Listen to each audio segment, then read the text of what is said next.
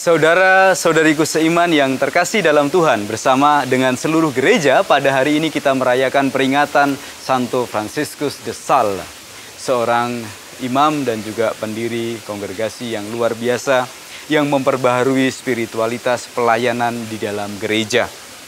Sementara sebagai bacaan-bacaan yang dijadikan sebagai bahan untuk perayaan kita sekaligus bacaan hari ini juga menarik dan mendalam sekali. Melanjutkan bacaan pertama yang diambil dari surat Ibrani, kita merenungkan makna Kristus sebagai imam agung yang dari Allah. Bahkan peraturannya dikatakan dari Melkisedek, menurut tata aturan Melkisedek yang tidak berawal, tidak berakhir, tidak berayah, tidak beribu, ia ada kekal, yang disebut dalam perjanjian lama, dalam perjumpaan dengan Abraham yang memberkati Abraham. Yesus adalah imam kekal karena berasal dari Allah, menjadi sungguh-sungguh manusia, membawa persembahan dari kita manusia karena ia memahami sungguh-sungguh manusia. Namun dia juga sekarang bertahta di surga di sisi kanan Allah untuk menjadi perantara kekal selama-lamanya. Imam yang sempurna ini adalah imam yang kita butuhkan. Dan imam yang sempurna dijumpai di dalam Injil sebagai dia yang mengajar kita.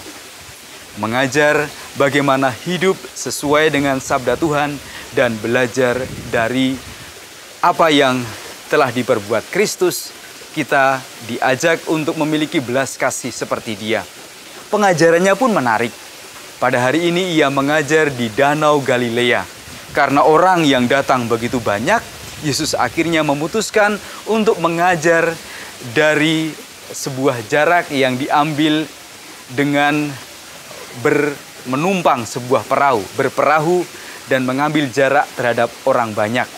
Yesus mengajar dari perahu sementara pendengar-pendengarnya berdiri di tepi pantai.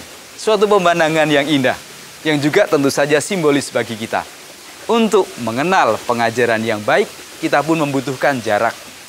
Kalau orang ingin mendengar yang dengan cara yang baik, melihat dengan cara yang baik, orang tidak bisa melihat atau mendengar dengan jarak terlalu dekat. Kita butuh ruang, kita butuh space, kita butuh sesuatu yang membuat kita bisa melihat, mendengar, meraba dengan baik dan tepat.